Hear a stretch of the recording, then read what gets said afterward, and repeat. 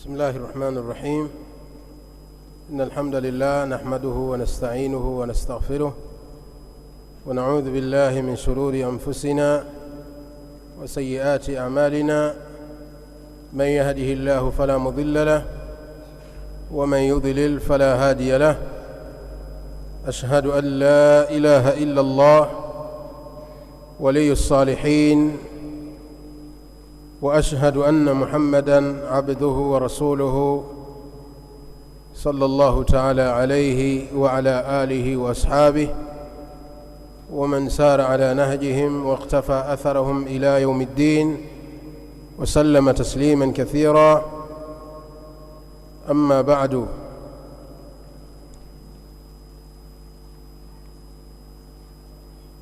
baadakum hamidi Allah tabaraka wa taala na kumtakia swala na salam kiongozi wa umma mtume wetu Muhammadin sallallahu alayhi wasallam. Tunahusiana kumcha Allah tabaraka wa taala, fa innahu qad faza almuttaqun. Muda huu wa magharibi ni muda wa muhadhara, baada ya kuwa tumetoka tangu alasiri tukiwa pamoja hapa na nadwa ya kielimu iliyoendeshwa na ndugu zetu na mashekhe zetu Sheikh Uthman ibn Jum'a, kadhalika na Sheikh Musa ibn Hassan, waffaqahum Allah tabaraka wa taala lima fihi ridahu. Allah tabaraka wa taala awafikishe na awalipe kila la kheri kwa nasaha zao walizozitoa kuzielekeza kwa kina mama, lakini pia na kwa kina baba na kwa tulabu la ilmi waliokuwa katika majlisi hii almubarak. Walillahi alhamdu, ni faraja iliyokuwa kubwa. Bila shaka faida nyingi zimepatikana kwa wale ambao wamehudhuria, kina mama na vijana. Bila shaka tumefaidika kwa kiasi chake, walillahi alhamdu wal minna. Lakini bado tunaendelea kufikishiana na kunasihiana katika yale ambayo yanafungamana na dini yetu na akhira yetu, kadhalika na dunia yetu. Na masjidi hii, Masjidi Salafia,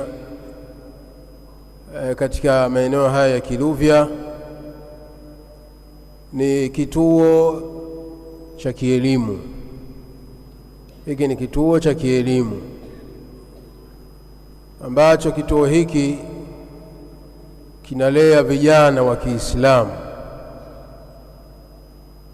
Imejengwa hiki kituo kwa lengo la kuwalea vijana wa Kiislamu wa kike na wa kiume, pamoja na kwamba kwa sasa vijana ambao wanahifadhiwa hapa, wanalala hapa, wanashinda hapa na wanasoma hapa ni vijana wa kiume. Wa kike wanakuja na kuondoka, lakini insha Allah taala tumuomba Allah awafikishe kwa taufiki zake, na kisha juhudi za ikhwa wanaosimamia da'wa katika maeneo haya, wa kina Sheikh Abu Muhammad wakishirikiana na Sheikh Arabaika ambaye ndio mudiri wa markazi hii, na wengineo katika ikhwa alqaimin wanaosimamia harakati za kidawa katika maeneo haya ya Kiluvya. Allah tabaraka wa taala awafikishe, ipatikane pia markazi nyingine ya banati, ipatikane kituo cha kuwahifadhi pia wasichana, nao wapate sehemu ya hifadha ili wapate kuhifadhi kitabu cha Allah tabaraka wa taala. Hii markazi ni markazi ya kuhifadhisha Qur'ani. Kwa hivyo mazungumzo yangu sehemu kubwa yatabezi katika kunasihi na kuelezea fadhila za kuhifadhi Qur'ani na matukufu yake na umuhimu wake fi dunia wal akhirah. Tagusia na baadhi ya masala mengine, lakini sehemu kubwa nitaelekeza nasaha na kuwashajihisha vijana wangu kuhusiana na umuhimu na fadhila za kuhifadhi Qur'ani, kwa sababu wengi ambao wako mbele yangu hapa ni tulabu la ilmi, tulabu halaqat, wanafunzi wa halaka za Qur'ani.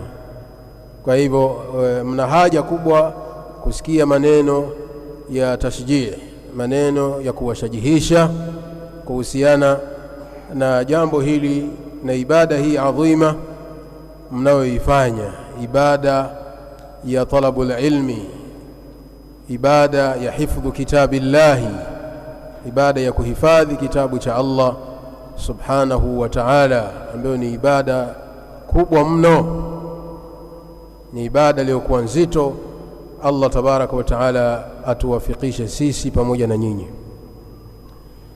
Mazungumzo yangu yanatokea katika hadithi ya Abi Huraira radhiyallahu ta'ala anhu, hadithi ambayo ameitoa Imamu Muslim, hadithi ambayo ameitoa Imamu Muslim katika sahihi yake, ani nabii sallallahu alayhi wasallam qal. Abu Huraira anasimulia hadithi kutoka kwa Mtume alayhi salam kuwa amesema, man nafasa an mu'minin kurbatan min kurabi dunya nafasa Allahu anhu kurbatan min kurabi yawmi alqiyamah, wa man yassara ala mu'sirin yassara Allahu alayhi fi dunya wal akhirah, wa man satara musliman satarahu Allahu fi dunya wal akhirah, wallahu fi auni al-abdi ma kana al-abdu fi auni akhihi, wa man salaka tariqan yaltamisu fihi ilman sahhala Allahu lahu bihi tariqan ila al-jannah, wa majtama'a qaumun fi baytin min buyuti Allahi yatluna kitab Allahi wa yatadarasunahu bainahum illa nazalat alayhim as-sakinah wa ghashiyatuhum ar-rahmah wa haffatuhum al-malaikah wa dhakarahum Allahu fi man 'indahu wa man batta'a bihi 'amaluhu lam yusri' bihi nasabuhu. Al-hadith. Asema Mtume sallallahu alayhi wasallam, man nafasa an mu'minin kurbatan min kurabi dunya, atakaye msaidia muislamu, atakaye msaidia mu'min kwa kumtatulia shida zake, kwa kumuondolea shida na dhiki na tabu zilizomkabili, akamsaidia muislamu mwenzake kumtatulia shida zake na tabu na adha na changamoto ambazo zimemkabili katika maisha haya ya kidunia. Atakayemsaidia muislamu katika mambo ya kidunia akamuondolea shida zake, nafasa Allahu anhu kurbatan min kurabi yaumi alqiyama, Allah tabaraka wa taala atamuondolea mja huyo shida katika shida za siku ya kiyama. Atamuondolea mja huyo aliyemsaidia mwenzake hapa duniani na kumtatulia changamoto zake ambazo zinampelekesha katika maisha haya ya kidunia. Basi Allah tabaraka wa taala siku ya kiyama atamuondolea mja huyo shida na matatizo na tabu na misukosuko ya siku ya kiyama. Inafahamika, nafahamu kwamba siku ya kiyama ni siku iliyokuwa nzito. Yauma la yanfa'u malun wala banun illa man ata Allah biqalbin salim. Ni siku ambayo haitamfaa mtu mali yake wala watoto wake isipokuwa yale mema aliyoyatanguliza, isipokuwa atakayemwendea Allah tabaraka wa taala akiwa amesalimika moyo wake. Sasa siku hii ni siku ambayo iliyokuwa nzito, ni siku yenye mitihani na misukosuko.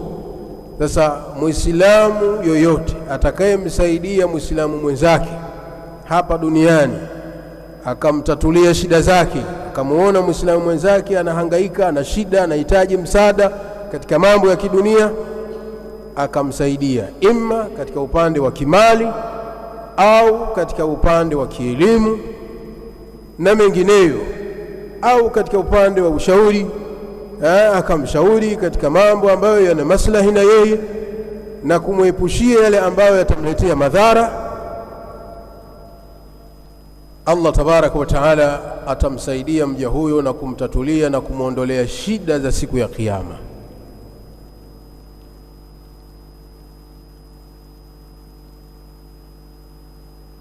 Hadithi hii imetaja mambo kadhaa ambayo ni katika fadhailul a'mali, ni katika matendo yaliyokuwa bora ambayo inatakiwa waislamu kuyakimbilia kuyafanya matendo hayo na kujipamba na tabia hizi zilizotajwa katika hadithi hii. Hilo ni jambo la kwanza. Man nafasa an mu'minin kurbatan min kurabi dunya nafasa Allahu anhu kurbatan min kurabi yaumi alqiyama. Wa man yassara ala mu'sirin, na atakayemtilia wepesi mtu ambaye ana uzito katika mambo yake. Wa man yassara ala mu'sirin, na mwenye kumfanyia wepesi mtu ambaye ana uzito katika jambo lake, yassara Allahu alayhi fi dunya wal akhirah, Allah tabaraka wa taala atamfanyia wepesi mtu huyo katika mambo yake hapa duniani kadhalika na kesho akhera. Mwenye kumfanyia wepesi mtu ambaye ana uzito katika jambo lake, Allah tabaraka wa taala atamfanyia wepesi katika mambo yake hapa duniani kadhalika na kesho akhera.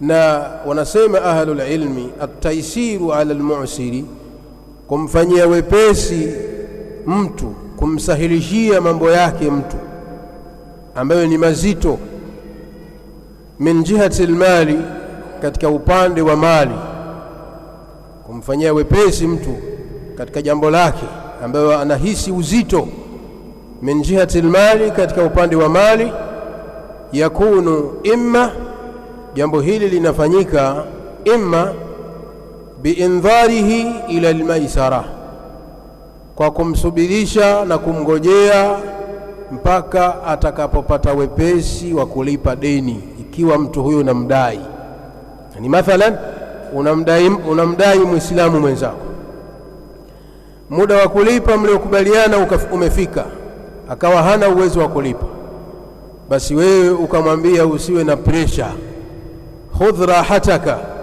yani ishi kwa salama na amani, jihisi uhuru, usiwe na pressure,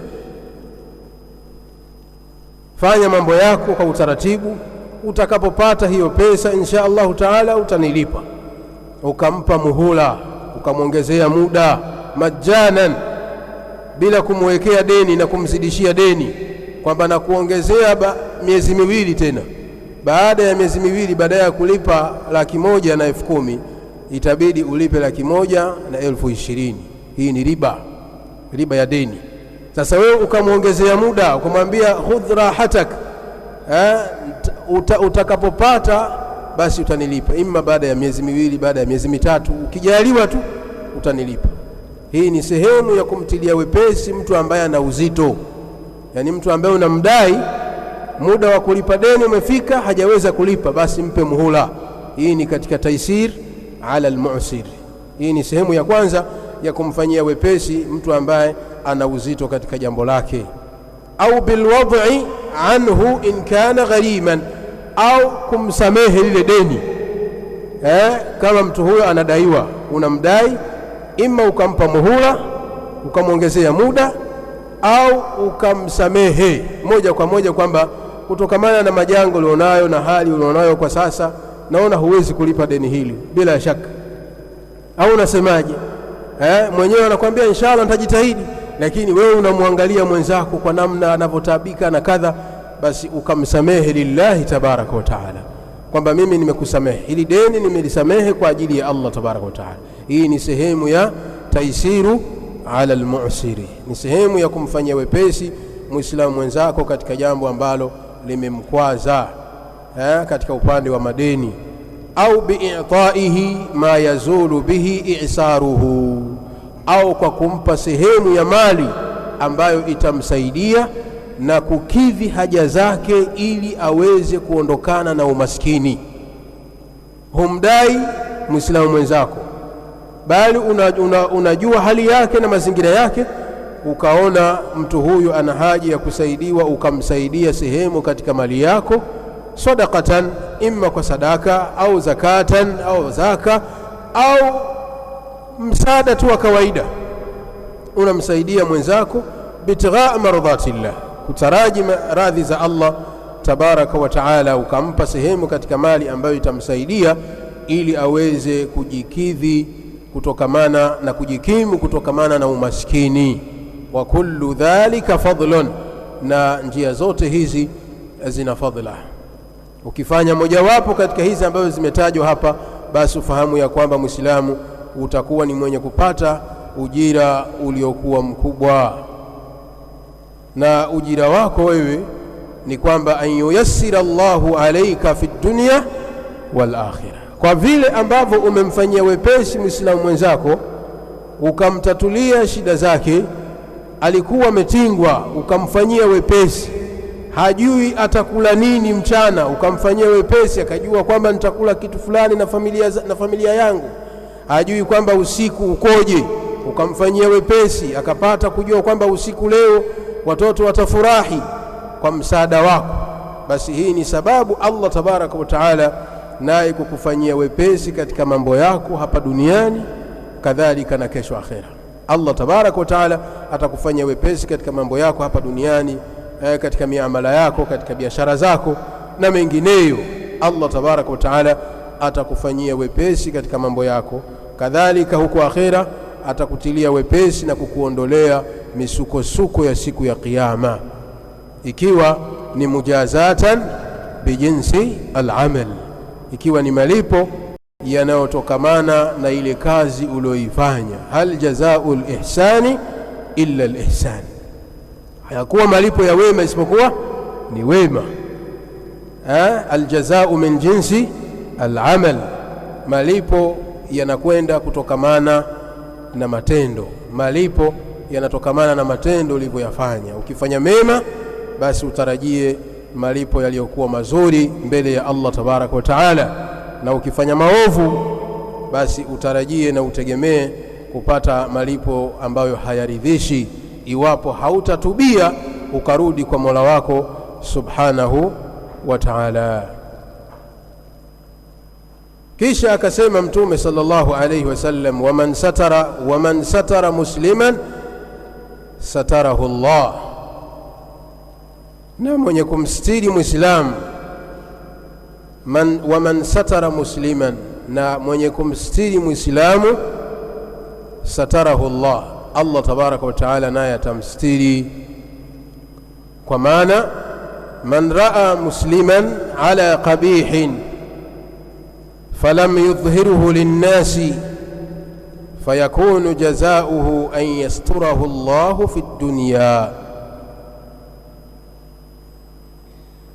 ni kwamba Muislamu yoyote atakayemuona mwenzake akiwa anafanya jambo baya, anafanya jambo lisiloridhisha, anafanya jambo chafu, analifanya kwa siri, mtu amejificha akafanya jambo ovu, ikawa mmoja akawa amemuona, yani umemkuta mwenzako Muislamu amejibanza sehemu, mathalan anafanya jambo ambayo ni makosa, anafanya jambo ambalo ni ovu, umemwona wewe, lakini mtu huyu si mtu ambaye anafahamika kwamba ni mtu wa maasi, ni mtu anajulikana katika macho ya watu na masikio ya watu, yani katika jamii ni mtu ambaye anafahamika kuwa ni mwema, si mtu wa maasi, si mtu wa kudhihirisha madhambi na makosa mbalimbali, bali ni mtu wa kujistiri na ibada na kujiweka mbali na madhambi. Sasa inapotokea mtu huyu akafanya kosa na ukamuona wewe umefanya, basi unatakiwa ufanyeje? Umstiri. Waman satara musliman satarahu Allah, na mwenye kumstiri muislamu basi Allah tabaraka wa taala naye atamstiri fi dunya wal akhirah. Allah tabaraka wa taala atamstiri mja huyo duniani kadhalika na huko akhera. Na kumstiri muislamu ni kama tulivyoeleza, kama wanavyosema ahlul ilmi, ni muislamu kumuona mwenzake anafanya jambo baya ambaye mtu huyo hajulikani kwa watu kuwa ni muovu, bali watu wanamzingatia kuwa ni mtu mwema, ni mtu mzuri. Basi inapotokea akakosea, kwa sababu hakuna mkamilifu, kila mwanadamu ni mkosefu kama alivyosema Mtume sallallahu alaihi wasallam, lakini mbora wa wenye kukosea ni yule mwenye kutubia. Sasa unapomuona mwenzako kama huyu amefanya kosa, unatakiwa umstiri bi an yastura uyubahu anin nasi, au ni mwenye kustiri aibu yake aliyomuona na ifanya, aistiri watu wasijue. Ikawa mtu hajadhihirisha yale ambayo ameyaona mwenzake akiyafanya, hajayadhihirisha na kuyatangaza kwa watu, na akaacha kwenda kuambia wenzake kwamba nimemuona fulana anafanya kadha kadha kadha, haipendezi. Inatakiwa umstiri mwenzako, na huo ndio Uislamu, na hayo ndio mafundisho ya Uislamu. Na mwenye kufanya hivyo Allah tabaraka wa taala atamstiri na yeye fi dunia, kwa maana Allah atastiri aibu zake kama vile ambavyo umemstiri mwenzako. Hujaenda kumtangaza kwa watu, kwa sababu watu wanamjua na wanamzingatia, si mtu wa maovu.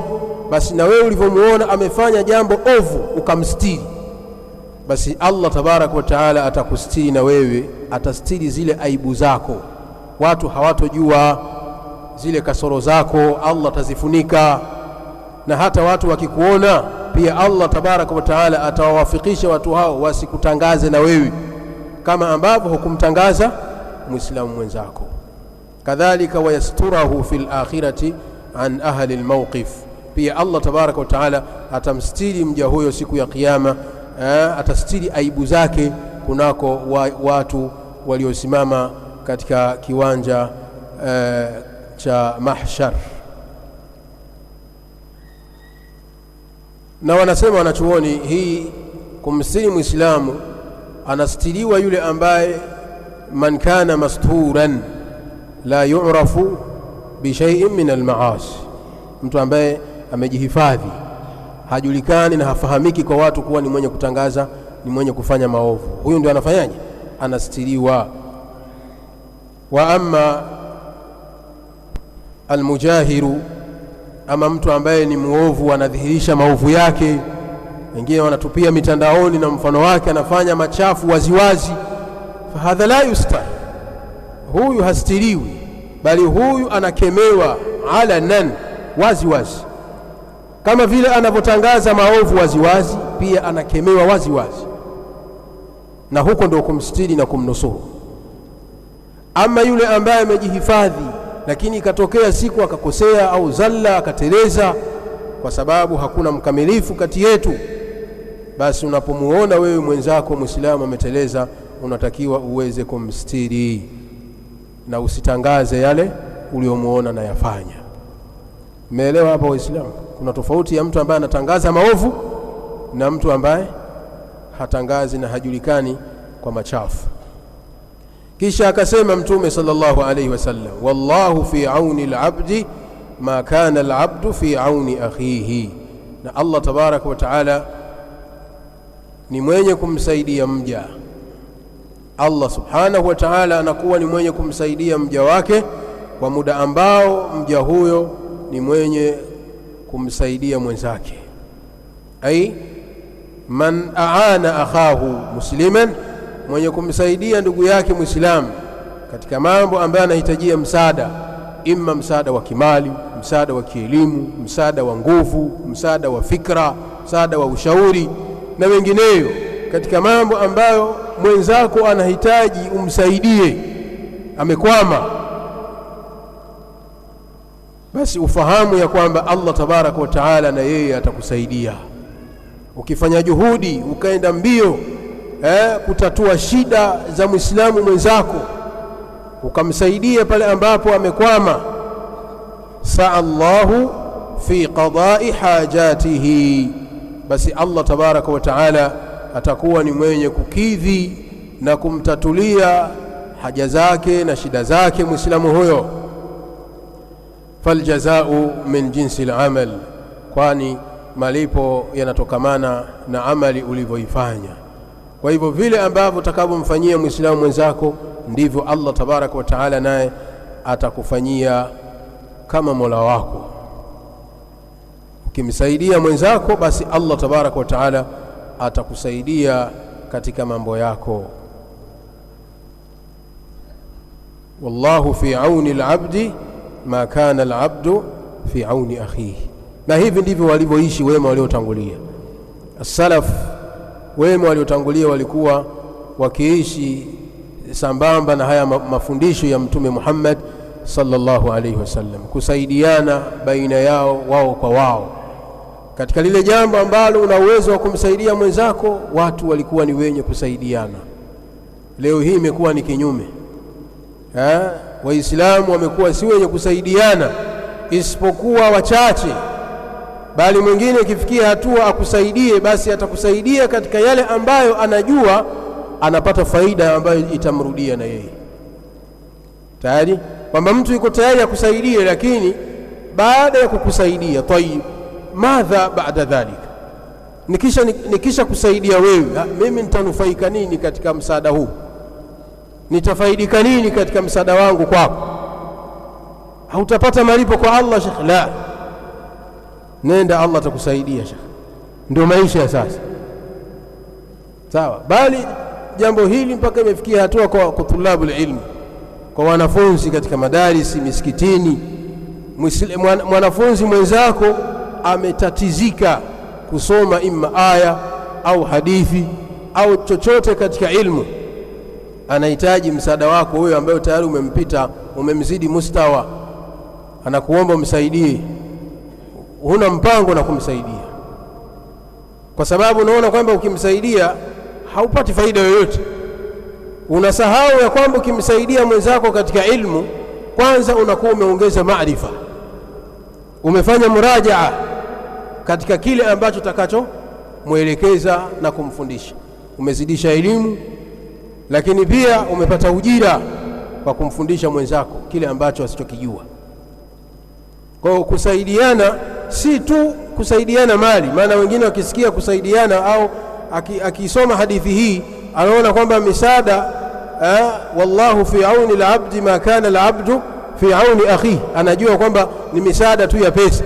Si misaada ya pesa pekee, bali msaada ni jina ambayo ni pana, linaingia kila jambo ambalo sisi wanadamu tunahitajia kusaidiana, katika mambo ya kimali, katika mambo ya kielimu, katika mambo ambayo yanahitaji nguvu, mambo ambayo yanahitaji fikra, sawa, yanahitaji ushauri.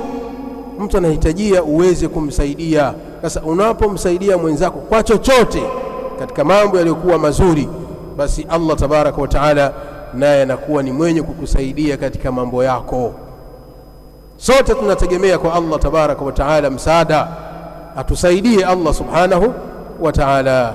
Sasa ili uweze kupata msaada wa Allah, na katika sababu ambazo zitakufanya wewe Allah tabaraka wa taala akutatulie mambo yako, akukunjulie katika mambo yako, katika riziki na mengineyo, ni wewe kadhalika kuwakunjulia riziki wengine, kwa maana kuwasaidia wenzako kwa kile ambacho Allah tabaraka wa taala amekufungulia katika mali, kuwasaidia wenzako katika kile ambacho Allah amekufungulia katika ilmu na mengineyo katika mambo ambayo watu wanahitajia kupata kwako msaada huo. Kisha akasema Mtume alayhi salam, wa man salaka tariqan yaltamisu fihi ilman sahala Allahu lahu bihi tariqan ila aljanna. Wa man salaka tariqan, na mwenye kushika njia, mwenye kufuata njia, yaltamisu fihi ilman, akiwa anatafuta katika njia hiyo elimu. Hii wanasema wanachuoni, wa man salaka tariqan yashmalu at-tariqa al-ma'nawiyya wal-hissiyya. Hapa inajumlisha njia ya kimaana kadhalika na njia ya hissi. Ama njia ya kimaana fahuwa at-tariqu alladhi yuwassalu bihi ila al-ilmi كحفظ العلم ومدارسته ومذاكرته ومطالعته وكتابته والتفهم له وغير ذلك. njia ya kimaana ni njia ambayo watu wanaitumia katika kufikia elimu, ni njia ambayo inatumika katika kufikia elimu, katika kuipata ilmu. Hii ndio njia ya kimaana, kama vile kuhifadhi ilmu, kama ambavyo nyinyi wanafunzi hapa katika markazi hii na masjidi hii, Masjidu Salafia, mko hapo kwa ajili ya kuhifadhi Qur'ani, na kuhifadhi Qur'ani ndio kuhifadhi ilmu, kwa sababu kuhifadhi kitabu cha Allah tabaraka wa taala ndio ilmu ya kwanza ambayo inatakiwa ihifadhiwe. Jambo la kwanza katika elimu ambazo zinatakiwa zihifadhiwe, katika vitu ambavyo vinatakiwa vihifadhiwe, jambo la kwanza kabisa ni hifdhul Qur'an al-Karim, ni kuhifadhi Qur'ani tukufu. Kwa kuhifadhi Qur'ani, kuhifadhi maalumati ni sehemu, na hii ndio njia ya kuifikia ilmu, kama vile kuhifadhi ilmu wa mudarasatihi, kadhalika na kuisoma na kuisomesha, wa mudhakaratihi wa mutalaatihi, kadhalika kupitia masomo, kufanya mudhakara, kadhalika na murajaa, kufanya murajaa katika yale ambayo ushayasoma kwa mwalimu wako, au kufanya mudhakara yale ambayo haujayasoma unayapitia, kadhalika na kuandika elimu, kudhibiti faida, kadhalika na kujitahidi kufahamu kile ambacho unachokisoma, kufanya juhudi ya kukifahamu kile unachokisoma. Hii ndio njia ya kimaana ya kuifikia ilmu. Hii ndio tariqul ma'nawi, kujishughulisha na kutumia juhudi kuhakikisha unaipata ilmu. Hii ni njia ya kimaana. Ama at-tariqul hissi, ama njia ya kihisia, fahuwa alladhi yasiru fihi almar'u ala al-aqdami, ni njia ambayo, njia hii tunayopita, hizi njia tunazopita, barabara, njia ndogo tayari ambayo tunatembea kwa miguu yetu au tunatembea kwa vipando vyetu, hii ni njia ya hisi. Imma mwenye kutumia juhudi katika kuhifadhi maalumati na kuandika elimu na kuhudhuria majalisi za kielimu, au mwenye kutumia muda wake kutoka nyumbani kwake akatembea kwa miguu yake, au akapanda beskeli, akapanda bodaboda, akapanda gari, akapanda bajaji na mfano wake, akaenda msikitini kwa ajili ya kutafuta ilmu. Huyu ndio anaingia katika haya maneno ya Mtume sallallahu alayhi wasallam aliposema, wa man salaka tariqan yaltamisu fihi ilman, na atakayeongoza njia, atakayefuata njia akiwa anatafuta ilmu katika njia hiyo, sahala Allahu lahu bihi tariqan ila aljanna, Allah tabaraka wa taala atamfanyia wepesi njia ya yeye kuingia peponi. Ai yassarahu Allahu lahu amalan salihan yusiluhu ila aljannati bifadlihi, kwamba Allah tabaraka wa taala atamsahilishia yeye mja huyo kufanya matendo mema ambayo yatamfikisha mtu huyo katika pepo za Allah tabaraka wa taala kwa fadhila zake, kwa sababu Allah tabaraka wa taala atamuwafikisha lil'amali salihah. Falilmu shar'i, kwani elimu ya kisheria tu'rafu bihi al-awamir wan-nawahi, kwa kusoma ilmu ya kisheria ndipo hufahamika maamrisho ya Allah na makatazo yake.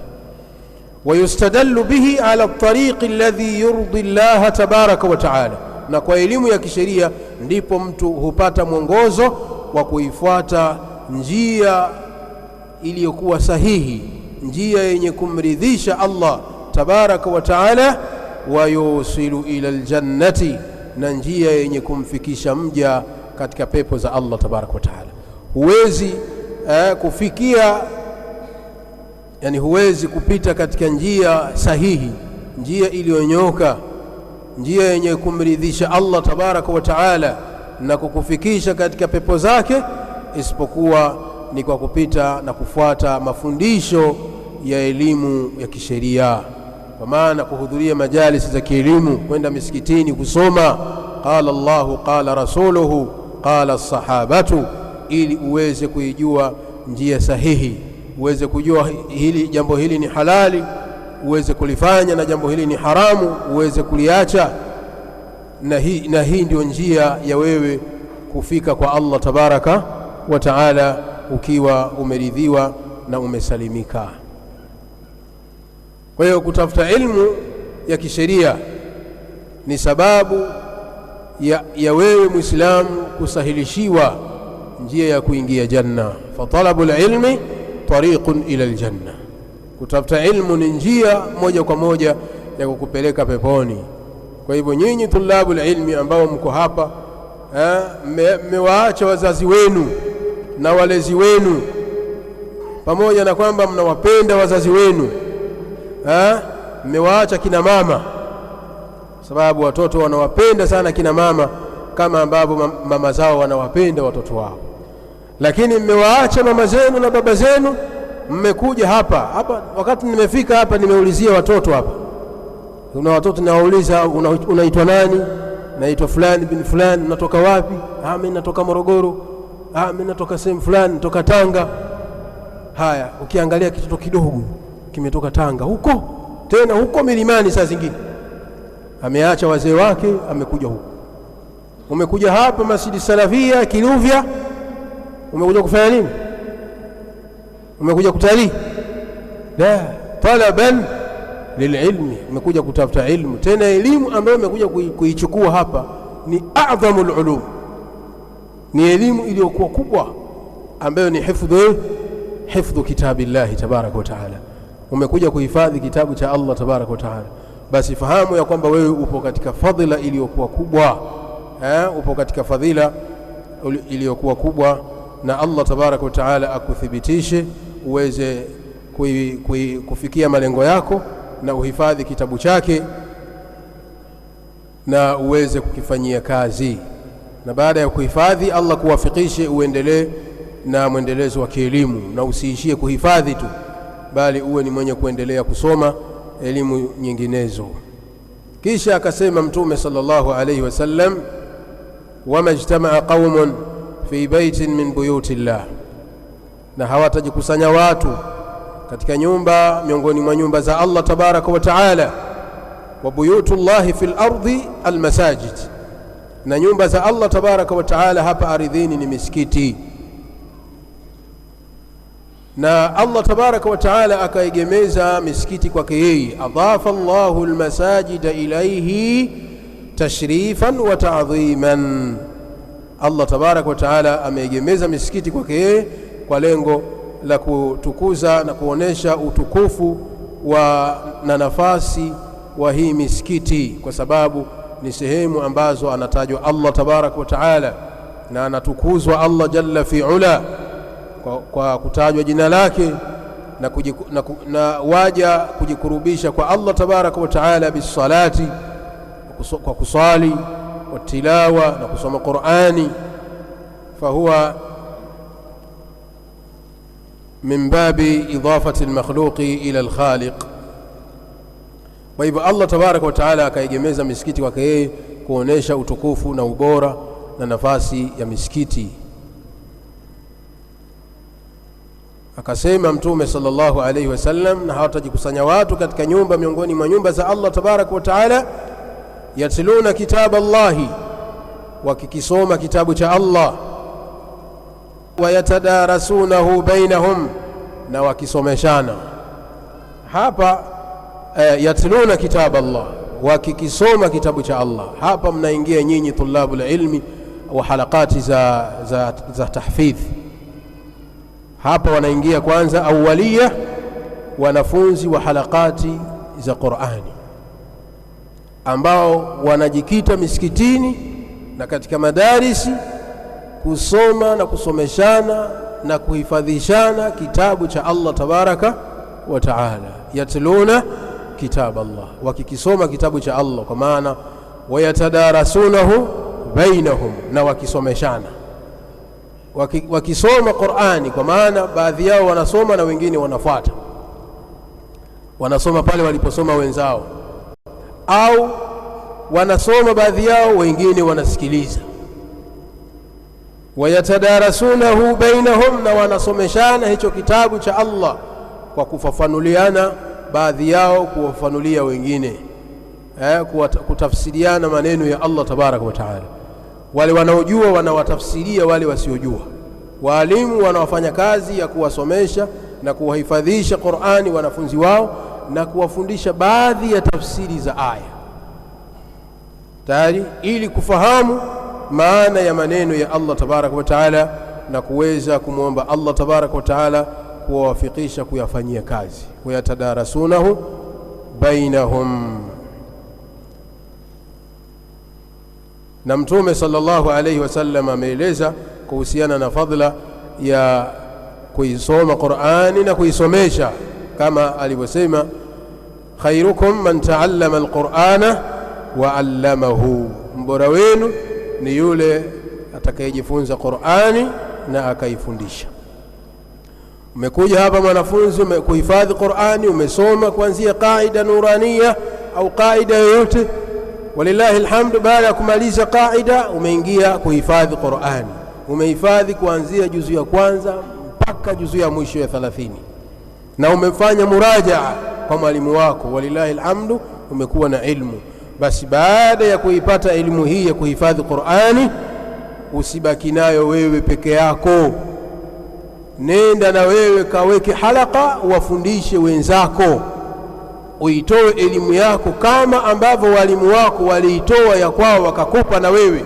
Na wewe baada ya kupata elimu unatakiwa wafundishe wengine. Wako baadhi ya shabab, baadhi ya vijana wamehifadhi Qur'ani, lakini hawana muda wa kuhifadhisha Qur'ani, hawana muda wa kuwafundisha watoto wa Kiislamu, bali wao wamekaa tu wanasubiri kuswalisha tarawih. Wamekaa wanasubiri tu kuswalisha tarawih. Tena tarawih zenyewe ni mkando, yani kama hakuna kipato maalum basi haji kuswalisha. Nakwambia kabisa, siji hapo, mnanipa shingapi hapa bwana? Sisi tumejitahidi sana, tuna 300. Mimi siwezi kuja shekhi. Hiyo wanachukua wanafunzi waliotakharaji mwaka huu. Ama sisi makudama, la, sisi makudama hapana, kuanzia 1,700,000 hivi at least. Basi akipata hiyo 700,000 atakuja ataswalisha. Baada ya Ramadhani kiisha anaendelea na mambo yake, hana mpango tena kusoma Qur'ani. A'udhu billahi min hadhihi alhala, wa na'udhu billahi min su'i alhal. Hii hali si nzuri kwa tulabul ilmi wenye sifa kama hizi, ambao wamehifadhi Qur'ani lakini hamko tayari kutenga muda wenu kuwasomesha vijana wa Kiislamu, kuwahifadhisha wenzenu, bali nyinyi mmehifadhi ili tu mpate agharadhu dunyawiyya. Maana yake inaonyesha kwamba nyinyi mmehifadhi ili mpate agharadhu dunyawiyya, mpate maslahi ya kidunia. Haitakikani mwanafunzi uhifadhi Qur'ani kwa malengo haya. Na kama hapa kuna mwanafunzi ana nia hiyo, hapo yani sasa hivi asafishe nia yake, kwamba kuanzia leo mimi navunja nia yangu na jaddid nia yangu, nimekuja hapa kuhifadhi Qur'ani lillahi tabaraka wa taala. والدار الآخرة, natafuta radhi za Allah na nyumba ya akhira. Sihitaji thamani ndogo ya kidunia. Kila mmoja asafishe nia yake, sawa? Kwa sababu huenda hapa kuna watu wengine yani anachimba hapa, amejikita hapa kwa arabaika, lakini nia yake kwamba anataka malize kuhifadhi Qur'ani arudi kijijini, na akirudi kijijini watamkoma, wana kijiji wapate kumsifia, mashaallah ni hafidhul Qur'an, sauti yake mzuri, na hata swalisha mpaka wampe milioni 1. Usiwe na nia hiyo. Swalisha popote ambapo utapitishwa, uswalishe. Madam una ahalia ya kuswalisha, swalisha na mtake Allah thabati. Sawa sawa, watakupa chochote au hawatakupa. Swalisha kwa ajili ya Allah tabaraka wa taala, na ukisimamia jambo kwa ajili ya Allah subhanahu wa taala, Allah tabaraka wa taala hawezi kukuacha patupu. Utapata msaada wake Allah jalla fi ula. Tayib, nimesimama kidogo hapo ili kuweka sawa, sababu vijana waliohifadhi Qur'ani na wengine wanakuta wanasema, najua baadhi ya mashekhi wanatusema sisi kwamba tuliohifadhi Qur'ani kwamba tuna kibri, tunajiona. Sio kwamba mnasemwa, wengine hali halisi inaonesha. Kuna wengine wanaonesha viburi wazi wazi, eti kisa amehifadhi Qur'ani anataka kutembelea vidole. Ya wamehifadhi wangapi Qur'ani wamekutangulia wewe?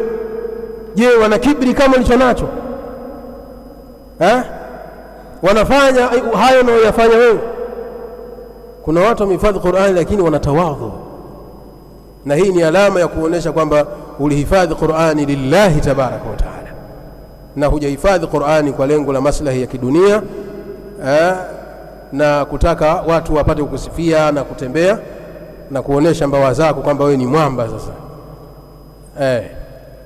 kwa hiyo Mtume sallallahu alayhi wasallam akasema, yatluna kitab Allahi wa yatadarasunahu bainahum illa nazalat alayhimus sakina. Mtume sallallahu alayhi wasallam akabainisha katika faida ambazo watazipata watu hao ambao wamekusanyika msikitini katika nyumba ya Allah tabaraka wa taala, au na maulama wanasema hapa wanaingia pia wanaosomea Qur'ani katika madarisi hata kama sio msikitini. Hadithi imetaja fi baiti min buyutillah, lakini hapa wanasema yanaingia majumba, wale wanaosomea Qur'ani majumbani, wanaosomea Qur'ani katika madarisi maalum, sawa, katika vyuo ambao si misikiti, wanaingia katika hadithi hii maadam wanasoma kitabu cha Allah na kusomeshana. Illa nazalat alayhimus sakina, isipokuwa watu hao Allah tabaraka wa taala atawateremshia utulivu. Illa nazalat alayhimus sakina, utawateremkia wao utulivu. Nuzulu sakinati alayhim wa hiya ni'matun adhima min Allah tabaraka wa taala, na huu utulivu ni neema iliyokuwa kubwa ya Allah tabaraka wa taala kwa waja wake, kama alivyosema katika surati al-Fath, huwa alladhi anzala as-sakinata fi qulubi al-mu'minin liyazdadu imanan ma'a imanihim.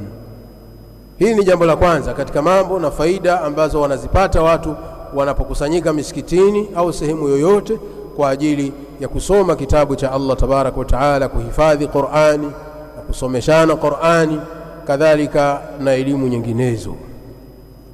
Wa ghashiyatuhumur rahma, kadhalika Mtume alayhi salam akasema, wa ghashiyatuhumur rahma, na rehma za Allah huwafunika waja hao. Wa ghashiyatuhumur rahma ay ghattatuhum wa sataratuhum rahmatullahi ta'ala, rehma za Allah zinawafunika watu hao. Allah tabaraka wa taala anawafunika kwa rehma zake.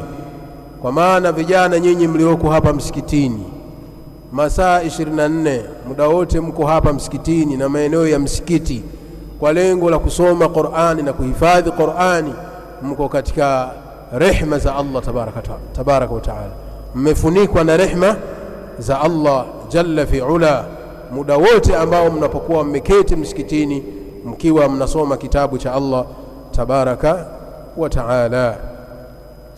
na si hivyo tu, wahaffatuhum almalaika, na malaika huwafunika kwamba wazao. Iltafu haulahum, malaika wanawazunguka watu hao, imma wanawazunguka waislamu hao walio katika halqa ya Qur'ani, au wanawafunika kwamba wazao, au wanawafunika kwamba wazao.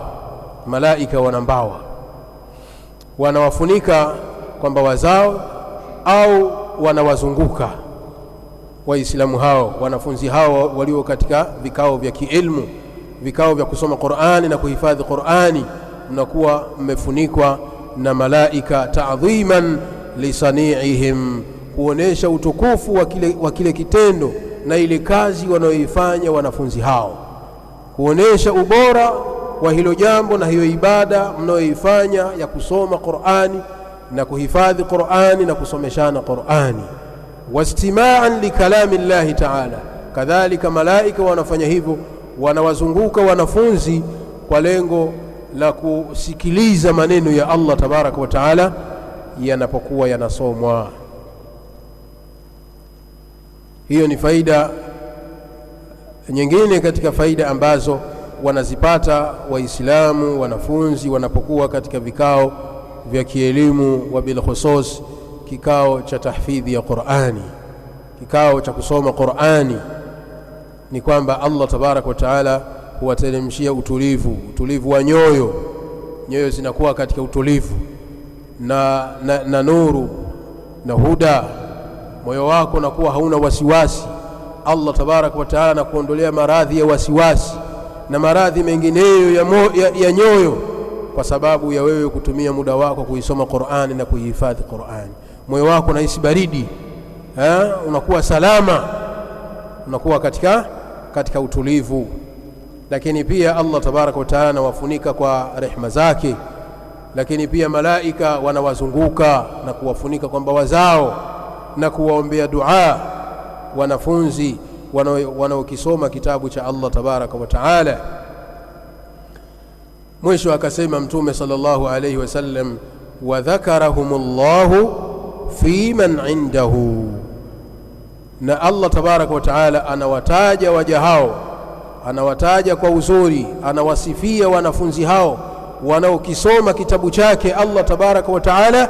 Fi man indahu, anawataja na kuwasifia waja hao mbele ya malaika almuqarrabun. Wa dhakarahumullahu fi man indahu, ay dhakarahumullahu taala inda almalai al'a. Allah tabaraka wa taala anawasifia nyinyi wanafunzi tulabul ilmi mlioko katika vikao vya kielimu, anawasifia mbele ya malaika wake wa karibu, malaika ambao wanaoishi katika tabaka ya kwanza. Almalau al'a hiya tabaqatul ula, ni wale malaika ambao wako katika tabaka ya kwanza kabisa ya mbingu. Tabaka ya kwanza huko juu, sio tabaka ya kwanza hii tunayoiona ya kwanza ya juu. Tabaqatul ula min almalaika, wale malaika ambao wako katika tabaka ya kwanza. Hawa ndio almalau al'a, ambao Allah tabaraka wa taala anawasifia wanafunzi tulabul ilmi wanapokuwa katika vikao vya kielimu, kwa kutokamana na ile kazi wanaoifanya na ibada iliyokuwa tukufu ya kusoma ilmu, kuhifadhi kitabu cha Allah tabaraka wa taala. Tayib, Mtume sallallahu alayhi wasallam hapo akawa amemaliza kubainisha fadhila, ubora na utukufu wa kufanya matendo yaliyokuwa mazuri, fadailul a'mal, al-a'malus salihah allati yanbaghi lilmuslim an yatahalla biha, ambazo muislamu anatakiwa ajipambe na ibada hizo na tabia zilizokuwa mzuri, kama tulivyoona mwanzo wa hadithi, kadhalika na kama tulivyoona katika mwendelezo wa maneno ya Mtume sallallahu alayhi wasallam. Kabla ya kumaliza sehemu ya mwisho, kipande cha mwisho cha hadithi, thumma khatama alayhi salam kalamahu, kisha Mtume sallallahu alayhi wasallam akamalizia maneno yake baada ya kutaja fadhila za kusomeshana Qur'ani na kukaa misikitini kuchukua ilmu. kadhalika na kusaidiana waislamu kuwasaidia waislamu wenzao na mengineyo yaliyopita. Akamaliza akafunga mazungumzo yake katika hadithi hii bilhathi ala uluwi alhimmati fil ilmi wal amal, kuwahimiza waislamu juu ya kufanya juhudi, kupupia na kuwa na juhudi katika ilmu, kutafuta ilmu, kadhalika kukithirisha kufanya matendo mazuri. Wa adama at-tawakkuli ala al-hasabi wan-nasabi, na Mtume sallallahu alayhi wasallam akatahadharisha na kukemea waislamu kuto kuegemea na kutegemea nafasi walizonazo na ukabila, utukufu, kwamba mimi ni fulani, kabila letu ni kadha, sisi kabila letu ni Makuraishi, kwamba sisi hapa mjini Makuraishi. Wewe kuwa Kuraishi hapa mjini hakukusaidii chochote ndugu yangu, kwamba mimi ni Mkuraishi au mimi ni kadha, haikusaidii chochote. Sawa, usibweteke ukategemea kwamba wewe nasabu yako kwamba nyinyi ni watu watukufu, nyinyi ni masharifu, basi nyinyi ni tiketi moja kwa moja fil janna. La, lazima waislamu kujikita kufanya matendo mema. Lazima kila mmoja wetu kujitahidi kufanya matendo mema yanayomridhisha Allah tabaraka wa taala, ili kupata saada fi dunya wal akhirah, na kutegemea na kubweteka kwamba mimi ni katika ukoo wa masharifu, ni katika kabila tukufu, katika makabila matukufu. Hapana, bali watu wajikite kufanya matendo mema.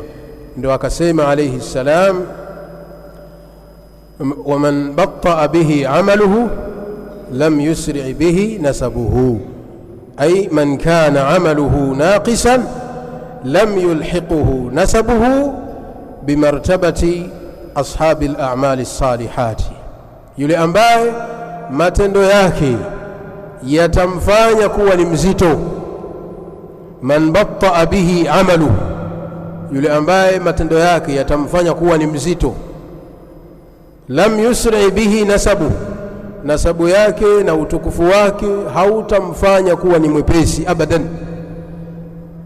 Siku ya kiyama, yule ambaye matendo yake ni mapungufu, matendo mema ya kumfanya au ni mwepesi,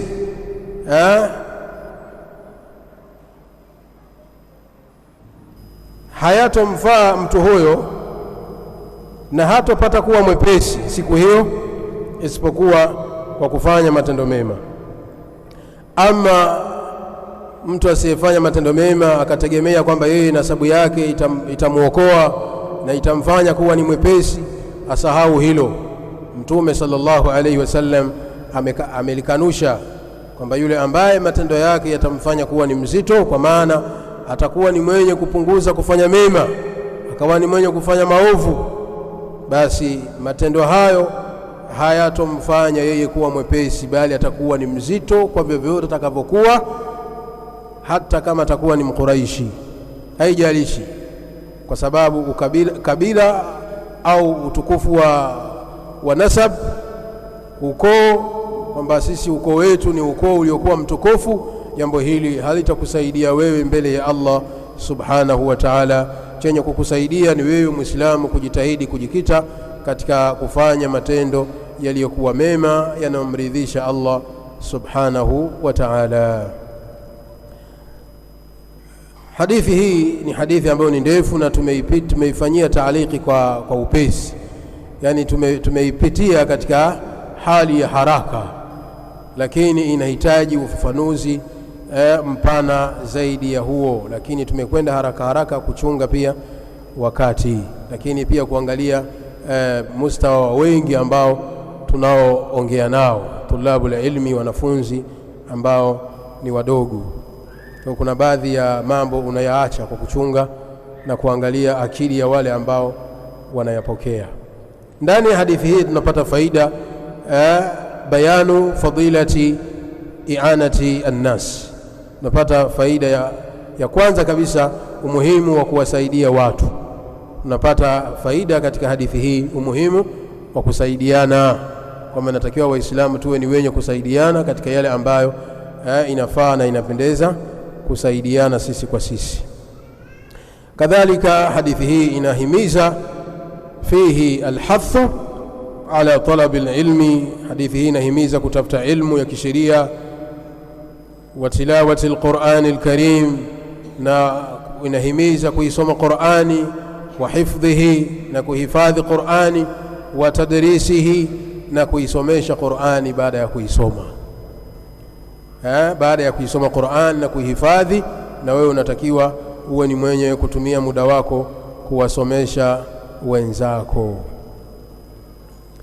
Hizi ni baadhi ya faida ambazo zinapatikana tumezipata katika hadithi hii. Namaliza muhadhara wangu kwa kutaja faida kama 3-4 hivi za kuhifadhi Qur'ani. Namalizia muhadhara wangu kwa kutaja faida 4 za kuhifadhi Qur'ani, na hizi faida nazozitaja ni faida za ad-diniya wal ukhrawiyya, faida za kidini kadhalika na faida ambazo mtu atazipata huko akhera. Lakini kuhifadhi Qur'ani faida zake au faida yake haiishii tu kidini na akhera, bali kuhifadhi Qur'ani kuna faida fi dunia wal akhira. Ziko faida nyingi katika kuhifadhi Qur'ani ad-dunyawiyya, ziko faida nyingi za kidunia. Sasa naanza na faida za kidini na kiakhira insha Allah. Faida ya kwanza katika faida ya kuhifadhi Qur'ani ya kidini na kiakhira, nailu alkhairiyya. Mwenye kuhifadhi Qur'ani anakuwa amepata khairi zote. Mwenye kuhifadhi Qur'ani anakuwa amepata khairi nyingi, na mtu huyo anakuwa ndio mtu bora kuliko watu wengine. Mtu huyo anakuwa ndio mtu aliyokuwa bora kuliko watu wengine, kama alivyosema Mtume sallallahu alayhi wasallam, khairukum man ta'allama alqur'ana wa 'allama. Mbora wenu ni yule mwenye kujifunza Qur'ani naye akaifundisha. Kwa maana man ta'allama alqur'ana, umejifunza Qur'ani, umehifadhi Qur'ani, umeifanyia kazi Qur'ani, na wewe ukaifundisha, ukawa unawafundisha wenzako. Umeingia madarisi, umesoma ilmu ash-shar'i, qala Allahu qala rasuluhu qala as-sahabatu. Baada ya kupata ilmu, na wewe ukafanyaje? Ukawafundisha wenzako. Khairukum man ta'allama alqur'ana wa 'allamahu. Kwa faida ya kwanza ni kwamba mtu mwenye kuhifadhi Qur'ani anakuwa ni mtu bora kuliko watu wengine. Thania, faida ya pili, rifa'atu almanzili fil janna. Kuhifadhi Qur'ani ni sababu ya kunyanyuliwa daraja huko peponi. Wanafunzi nyinyi, hizi faida hizi zinawahusu nyinyi sana, na mnatakiwa mzisikilize. Mnatakiwa mzisikilize vizuri hizi faida, kwamba ukihifadhi Qur'ani ni sababu ya wewe kuinuliwa daraja peponi siku ya kiyama. Nani yuko tayari na anapenda ainuliwe daraja huko akhera? Bila shaka nyote mtainua mikono, si ndio?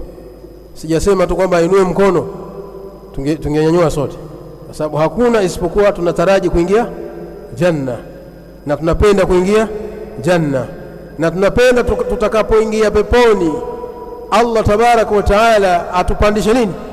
Darajat, tuishi katika daraja za juu, si ndio?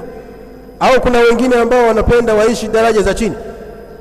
Hakuna isipokuwa mwanadamu siku zote anapenda matawi ya juu.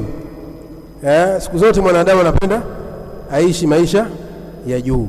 Sasa peponi wako ambao watainuliwa daraja, wakiwemo hafadhatul Qur'an, watu waliohifadhi Qur'ani, kitabu cha Allah tabaraka wa taala. Yani nyinyi vijana ambao mmekuja hapa, umri wenu ni mdogo, unaruhusu kuhifadhi Qur'ani, bado memory zenu hazijajaa virus, hazina virusi, sawa? Muda huu utumieni vijana, utumieni kuhifadhi Qur'ani. Msishughulike na mambo mengine, kwa sababu mko hapa kwa ajili ya kuhifadhi Qur'ani. Shughulikeni na Qur'ani, kwa sababu kuhifadhi Qur'ani kuna fadhila kubwa sana, na hilo amelibainisha Mtume sallallahu alayhi wasallam katika hadithi ya Abdullah ibn Amr ibn al-As radiyallahu ta'ala anhuma عن النبي صلى الله عليه وسلم أنه قال يقال لصاحب القرآن siku ya kiyama ataambiwa yule صاحب القرآن صاحب القرآن أي حافظه kama alivyosema Sheikh Al-Albani rahimahullah ta'ala baada ya kuisahihisha hadithi hii akasema wa sahibul Qur'an ay hafidhuhu. Ataambiwa yule aliyehifadhi Qur'ani, iqra, soma Qur'ani, wartaqi, na upande daraja. Soma Qur'ani ili upande daraja, na kwa kadri unavyokuwa unasoma Qur'ani ndivyo unavyopandishwa nini daraja yako. Iqra wartaqi warattil, na ipangilie Qur'ani, isome Qur'ani vizuri, kama kunta turattil fi dunya, kama ulivyokuwa unaisoma Qur'ani vizuri kwa tartil huko duniani. Ipangilie, isome vizuri kama ulivyokuwa unasoma duniani. Fa inna manzilaka inda akhiri ayatin taqra'uha, kituo chako utakapoishia ni pale, yani ni katika ile aya ya mwisho utakayokuwa umeishia wewe kuisoma. Hapo ndio kituo chako. Fa inna manzilaka inda akhiri ayatin taqra'uha, kituo chako utakapoishia ni katika ile aya ambayo utakayoishia katika kuisoma, ile aya ya mwisho, kwamba hapo ndio umeishia, basi hapo ndio manzila yako, ndio daraja yako itakuwa umeishia hapo. Sasa ikiwa umehifadhi Qur'ani yote na umeipangilia vizuri kwa tartili, warattilil Qur'ana tartilan, utaambiwa soma Qur'ani na kwa tartili, na kila unavyoipangilia vizuri Qur'ani, unavyosoma unazidi kupandishwa nini daraja. Haya, wewe umehifadhi juzuu 30, maana yake utaenda mpaka daraja ya mwisho ambayo amekupangia Allah kufanyaje, kuishia. Sawa sawa. Sasa wenzangu na mimi ambao umeishia idha jaa nasrullahi wal fath, utaambiwa soma, utasoma kuanzia zile sura ambazo umezihifadhi, suratul Fatiha, alhamdulillahi rabbil alamin. Utakwenda wewe umeishia wapi? Utasoma mpaka idha jaa nasrullahi wal fath. Utaishia suratul al-Fath au an-Nasr. Sawa? Kama wewe ndio unaishia hapo, kwa sababu kuna waislamu wengine wanakuambia mimi nimesoma, lakini nimesoma Qur'ani mwisho wangu mimi naishia tabati yada. Basi siku ya kiyama utaambiwa soma Qur'ani, utaishia daraja yako inaishia katika ile aya ya mwisho kabisa, ambapo ndio unaishia hapo, kwamba huna uwezo wa kuendelea. Basi unaambiwa wewe makazi yako ndio hapo, daraja yako wewe inaishia hapa, huwezi kuvuka. Kule wanaenda ambao wamehifadhi juzuu ama yote, wanaweza kusoma juzuu ama yote. Sawa sawa. Kwa hiyo utasoma mpaka idha jaa nasrullahi wal fath, utabakia hapa. Tumeelewana? Tujitahidi sana kuhifadhi Qur'ani na kuisoma Qur'ani. Hadithi hii ameitoa Imamu Abu Dauda na Imamu Tirmidhi na ameisahihisha Sheikh Al-Albani. Hiyo faida ya pili. Faida ya tatu, ash-shafa'atu yawm al-qiyama, Qur'ani itakuwa ni yenye kuwaombea walioihifadhi siku ya kiyama. Faida ya tatu ya kuhifadhi Qur'ani ni kwamba Qur'ani itakuja ikiwa ni yenye kuwaombea walioihifadhi siku ya kiyama. Asema Mtume sallallahu alayhi wasallam, iqra'ul Qur'ana, isomeni Qur'ani, fa innahu ya'ti yawm al-qiyamati shafi'an li ashabihi, kwani Qur'ani itakuja siku ya kiyama ikiwa ni yenye kuwaombea watu wake, inawaombea watu wake siku ya kiyama. Wa qawluhu sallallahu alayhi wasallam, kadhalika na kauli yake Mtume alayhi salam, as-siyamu wal Qur'an, funga na Qur'ani yashfa'ani lil'abdi yawm al-qiyamah. Funga na Qur'ani ni vyenye kuwaombea shafa'a, ni vyenye kumwombea mja shafa'a kwa Allah tabaraka wa taala siku ya kiyama. Qur'ani hiyo ndio hifadhi wewe talibul ilmi, itakuombea kwa Allah siku ya kiyama. Funga unayofunga sawa sawa ni funga za fardhi, funga za sunna, zitakuombea shafa'a kwa Allah tabaraka wa taala. Yaqulu siyam, mtume anasema funga itasema siku hiyo, rabbi inni mana'tuhu at-ta'ama wash-sharaba bin-nahari, ewe Mola wangu hakika mja wako Abdallah mimi nilimziwia asiguse chakula chake wala kinywaji chake mchana kutwa. Alijiziwia akawa amefunga kwa kutafuta radhi zako, hakula chakula chake anachokipenda na kinywaji anachokipenda. Fashaffi'ni fihi, ewe Allah na kuomba ukubali uombezi wangu kwa fulani, na kuomba ya Rabbi unikubalie uombezi wangu kwa mja wako Abdallah, umsamehe madhambi yake. Na kuomba ya Allah Qur'ani, funga inakuombea shafa'a kwa Allah tabaraka wa taala.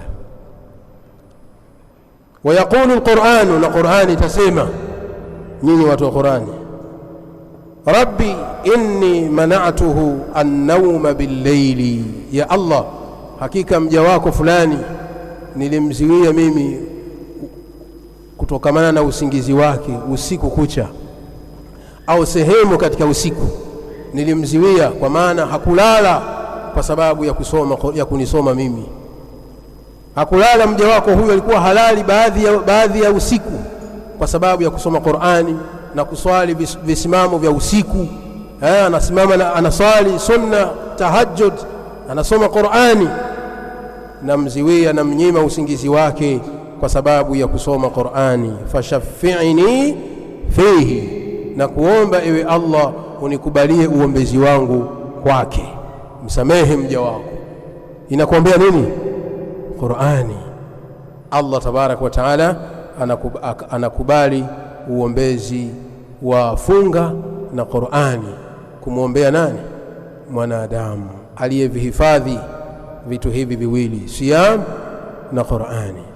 Kwa hiyo tujitahidi sana kuisoma Qur'ani na kuhifadhi funga zetu, ili vije kutufanyia shafaa mbele ya Allah tabarak wa taala siku ya kiyama. Hadithi ameitoa Imam Ahmad na Imam Tabarani wal Hakim, na ameisahihisha Sheikh al-Albani rahimahullahu taala.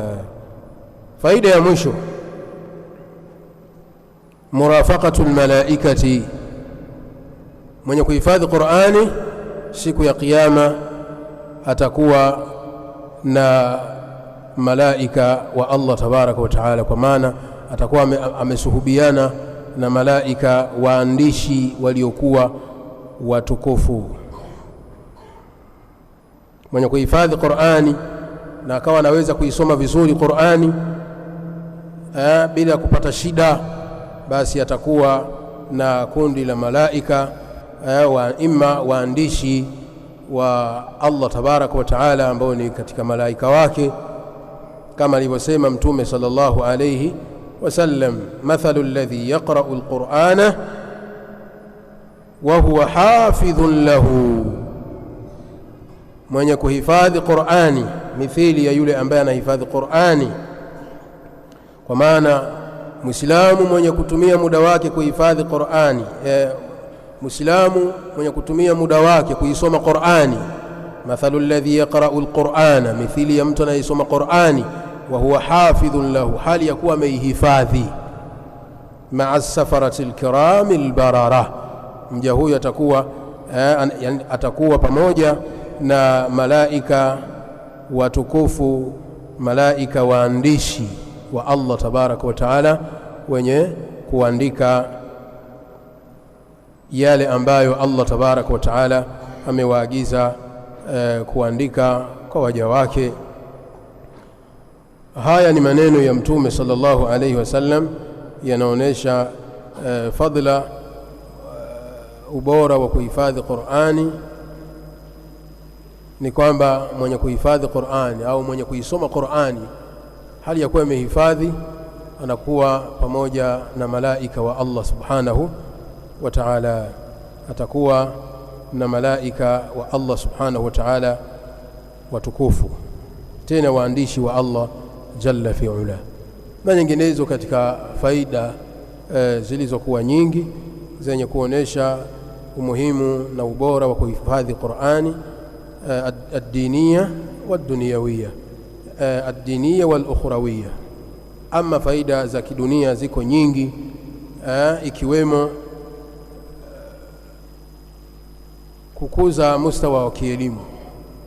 Katika faida za kidunia kwa mwenye kuhifadhi Qur'ani ni kwamba kuhifadhi Qur'ani ni sababu ya wewe kukua mustawa wako wa kielimu, yani mustawa wako kuwa madhubuti.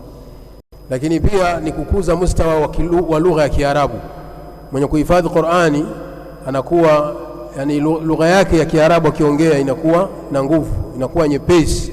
Ulimi wake kwa kutamka lugha ya Kiarabu inakuwa ni mwepesi kuliko ambaye hajafanyaje, hajahifadhi Qur'ani.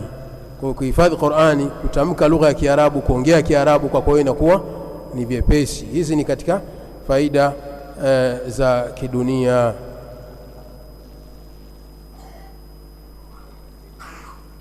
Na nyinginezo ikiwemo quwwatu dhakira, kama mwenye kuhifadhi Qur'an anakuwa na dhakaa ya hali ya juu, anakuwa na utambuzi mkubwa, memory yake inakuwa na nguvu kushinda yule ambaye hajahifadhi Qur'ani. Anakuwa akili yake inakuwa na nguvu ya ziada kumshinda yule ambaye hajahifadhi Qur'ani. Hata kufikiria, aliyehifadhi Qur'ani kufikiria kwake kunakuwa ni kwepesi kuliko yule ambaye hajahifadhi Qur'ani. Hizi ni katika faida za kuhifadhi Qur'ani ad-dunyawiyya, baadhi tu, lakini ziko nyingi. Tutosheke na hizo na muda si rafiki. Wallahu ta'ala a'lam, wa sallallahu ala Muhammad wa ala alihi wa ashabihi ajma'in, walhamdulillahi rabbil alamin. Subhanallah wa bihamdihi, subhanakallahumma wa bihamdik, ashhadu an la ilaha illa anta astaghfiruka wa atubu ilayk.